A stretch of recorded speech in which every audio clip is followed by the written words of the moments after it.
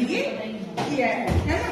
तो सबसे पहले हम लोगों ने जैसे होता है ना पूर्व ज्ञान को नवीन ज्ञान से जोड़ना, है ना, प्लान आप लोग सब बनाते होंगे तो पता होगा। तो हम लोग पहले स्टेप्स में ये हम लोगों को बताया जा रहा है कि किन किन बिंदुओं पर हम लोगों ने प्रशिक्षण लिया था, है ना।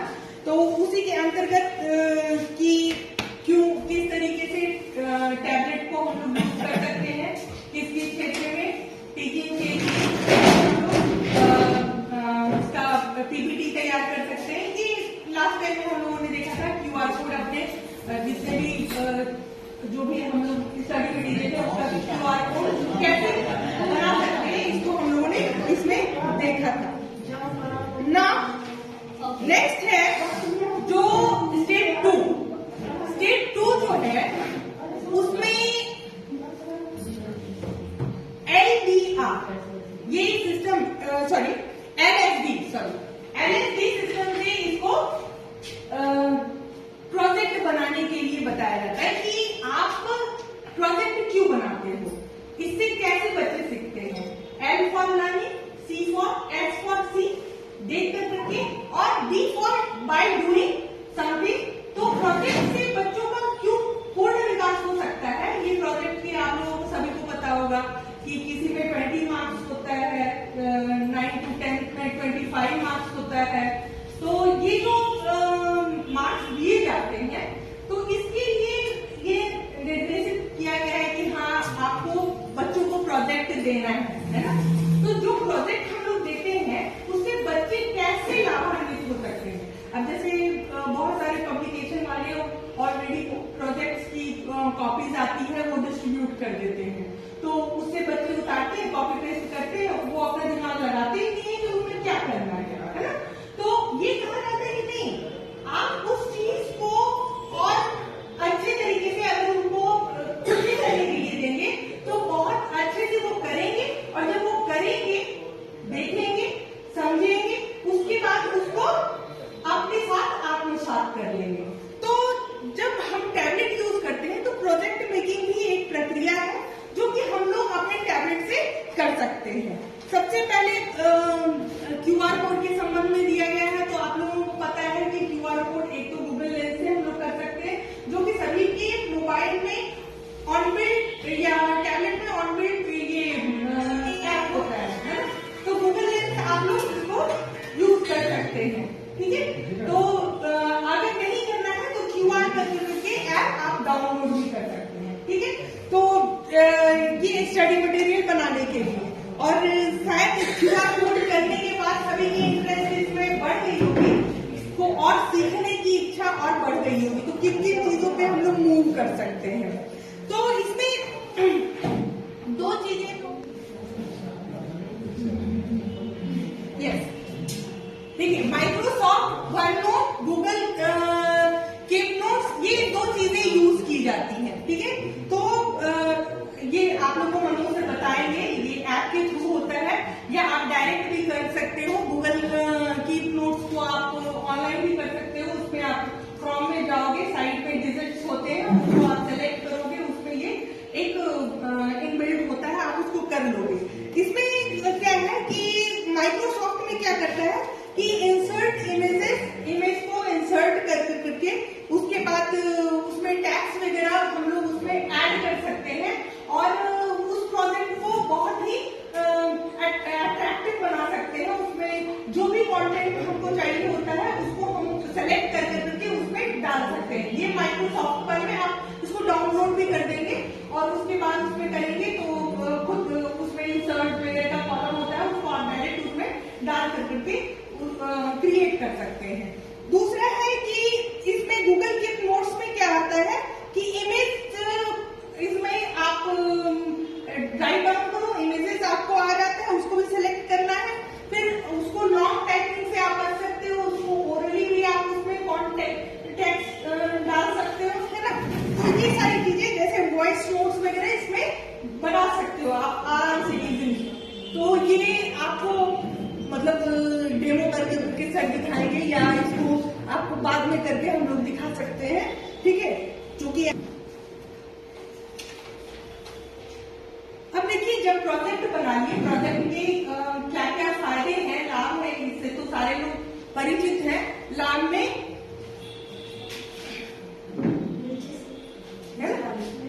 ये अवधारणा को रोचक तरीके से सिखा पाते हैं, विषय वस्तु के संबंध में जानकारी और इमेज के द्वारा रोचक प्रस्तुतिकरण किया जा सकता है ना। विद्यार्थी नए टॉपिक्स पे काम करने और समस्या का समाधान करने के लिए उत्साहित होते हैं, है ना।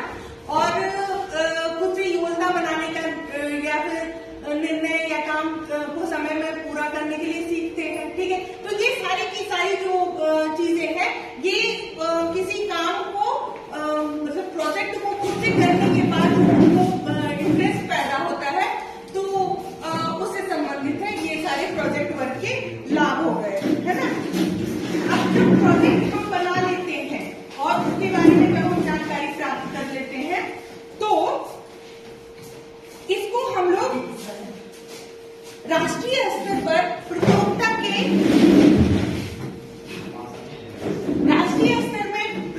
की सहभागिता के अंतर्गत इसको हम लोग लेकर करके चलते हैं, है ना। तो आप लोग सभी को पता होगा, जो पहले से यहाँ मतलब जो इस विभाग में है उनको पता होगा कि अपने यहाँ से इंस्पायर अवार्ड के लिए जाते कुछ बच्चों का नाम जाता है और उसमें रजिस्ट्रेशन होता है, डिस्ट्रिक्ट लेवल पे, स्टेट लेवल पे इसका होता है। तो इसे कंडक्ट करने का काम जो है वो जो गवर्नमेंट ऑफ इंडिया है उसके द्वारा किया जाता है, इंस्पायर अवार्ड से संबंधित। दूसरा ये स्कूल इनोवेशन मैराथन होता है, जिसका वेबसाइट वगैरह दिया हुआ है। इसको सेंट्रल गवर्नमेंट इसको भी मतलब कि नेतृत्व करती है, इसको भी वही करती है ना। सेंट्रल गवर्नमेंट के द्वारा किया जाता है। बच्चे इसमें पार्टिसिपेट करके अपना मतलब इकोनॉमिकल लाभ कमा सकते हैं, साइकोलॉजिकल उनको फीडबैक मिलती है, वो अच्छे से अगर काम करें तो इस चीज को वो आगे सेंट्रल गवर्नमेंट तक के लिए उनकी पहुंच बन सकती है। नेक्स्ट है कि टैबलेट को, जो सबसे इम्पोर्टेंट है, टैबलेट को प्रोजेक्ट बनाने के लिए कैसे यूज किया जाए, है ना। तो हम पहले भी बोले हैं कि कुछ नहीं मोबाइल जैसे वर्क करता है वैसे ही टैबलेट भी वर्क करता है, कुछ अलग होता नहीं है बहुत ज्यादा।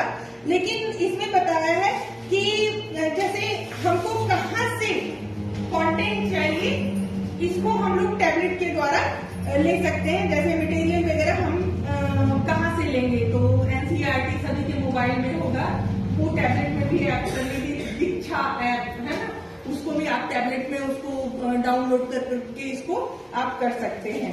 फिर है जैसे ई लर्निंग कुछ साइट्स है जिसमें है स्वयंप्रभा चैनल और ऑनलाइन लाइब्रेरी, है ना। तो एमएसपीएस, ये सारी चीजों को आप ई बुक्स, ये सारी चीजों को आप इस्तेमाल कर सकते हैं कंटेंट के लिए।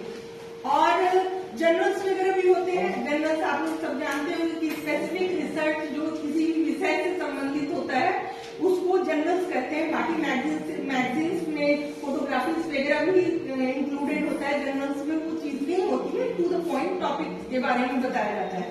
तो इसके बारे में आपको ब्रॉडर सेंस में आप गूगल करोगे तो बहुत सारी इंफॉर्मेशन मिल सकती है, जिसको कि आप अपने प्रोजेक्ट में शामिल कर सकते हो, ठीक है। अब है सेकंड, इसका है प्रोजेक्ट को प्रस्तुत करना, प्रेजेंटेशन। इसके लिए हम लोग क्या करते हैं,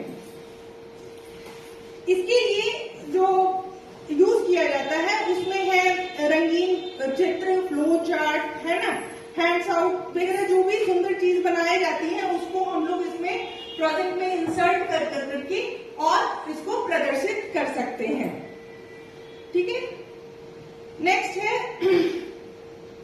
इसमें विषय शिक्षक की क्या भूमिका होगी, ये किस तरीके से विषय शिक्षक इसमें काम करेंगे। तो इसके लिए वो कंटेंट से संबंधित जितनी भी जानकारियां हैं उसको सर्च करेंगे, बच्चों को बताएंगे किस किस साइट से आप इस चीज को ला सकते हो, है ना। फिर इमेज पेस्ट करना, है ना, उससे टेक्स्ट कलर चेंज करना, ये सारी चीजें बताते हैं जो कि आप लोग बेसिकली कोई भी एडिट का काम जो पिक्चर्स में किया जाता है वो सारी चीजें आप बच्चों को बता सकते हो, उसको आप सुंदर तरीके से उसको एक्सप्लेन करके बच्चों को बताओगे कि बेटा यहाँ से ये चीज आप ले सकते हो, इसमें ये एडिट कर सकते हो, फोटोज डाल सकते हो। ये सारे कंटेंट आपको विषय शिक्षक के तौर पे आप बच्चों को सिखा सकते हो। ठीक है, अब स्टेज 3 ये फाइल मैनेजमेंट से संबंधित है। फाइल मैनेजमेंट मीन्स कि पीछे से दिखेंगे, पीछे से सामने सामने खींच देंगे, नहीं जाना भी आना। एक सेकेंड लीजिए, सामने से ही वीडियो बना देते सर। घूम गया इधर तो सब लोग आ जाएंगे। ओके, थोड़ा सा नीचे डाउन, सारे लोग आ जाएंगे। ठीक है, तो अब फाइल कैसे मैनेज किया जाता है टैबलेट में, तो आप लोग सभी को पता होगा गूगल ड्राइव होता है टैबलेट में भी, मोबाइल में भी, सभी को पता है। गूगल ड्राइव पे जाइए, वहाँ फाइल कंटेंट दिखता है, जाकर के देख सकते हैं आप। उसमें न्यू फाइल, उसमें आप नए फाइल में जो भी आपके मटेरियल्स है उसको डाल करके उसको फाइल में सेव करके आप रख सकते हो। अच्छा, जैसे जिस सब्जेक्ट के हैं उसके अकॉर्डिंग ये काम कर सकते हैं, और जिस जिस क्लास के लिए है उस क्लास के अकॉर्डिंग इसको हम अरेंज करके रख सकते हैं, ताकि जब हमको इसकी आवश्यकता हो तो हम इसको यूज भी करें और बच्चों के साथ शेयर भी करें। इसमें नोट्स आप क्रिएट करके बच्चों को टाइम टू टाइम एग्जामिनेशन के लिए दे सकते हो, साथ ही साथ क्वेश्चन वगैरह बना करके भी बच्चों को दे सकते हो।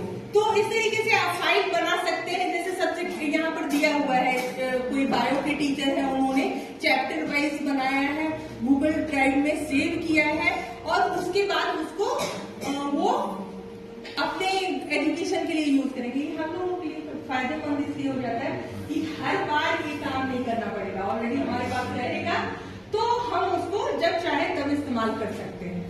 तो ये हो गया कि किस तरीके से टॉपिक वाइज हम लोग इसको ले सकते हैं। इसी को आगे भी दिया है सर,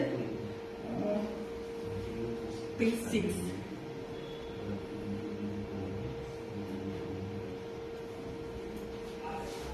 ये हार्ड कॉपी में किया है, वो विभिन्न स्थलों के बारे में दिया है, ये फोटो वगैरह जो उसमें एडिट करके लगाया है।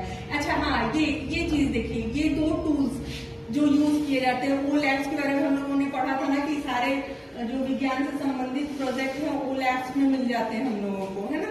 तो विज्ञान के टीचर्स के लिए ये हुआ जियो जेब्रा, इसमें आपको क्या कहते हैं, जितने भी डायग्रामेटिकली प्रेजेंटेशन होता है उसके लिए आप इसको यूज कर सकते हैं, है ना। कोन भी बना हुआ है, सारी चीजें आप इसको ऐप को डाउनलोड कर लीजिए, जो जिस विषय के शिक्षक है वो उसको डाउनलोड कर लीजिए। उसमें ऑलरेडी ये सारी चीजें होती है। उसमें क्या होता है कि जैसे ही डाउनलोड करेंगे, ओपन करेंगे, तो आपको ईमेल आईडी मांगेगा, तो आप जो एग्जिस्ट कर रहा है उसी को डाल दीजिएगा, फिर वो ओपन होगा, आपको आराम से सारे कंटेंट मिलेंगे, है ना। तो ये हो गया। आगे से ओटीजी केबल,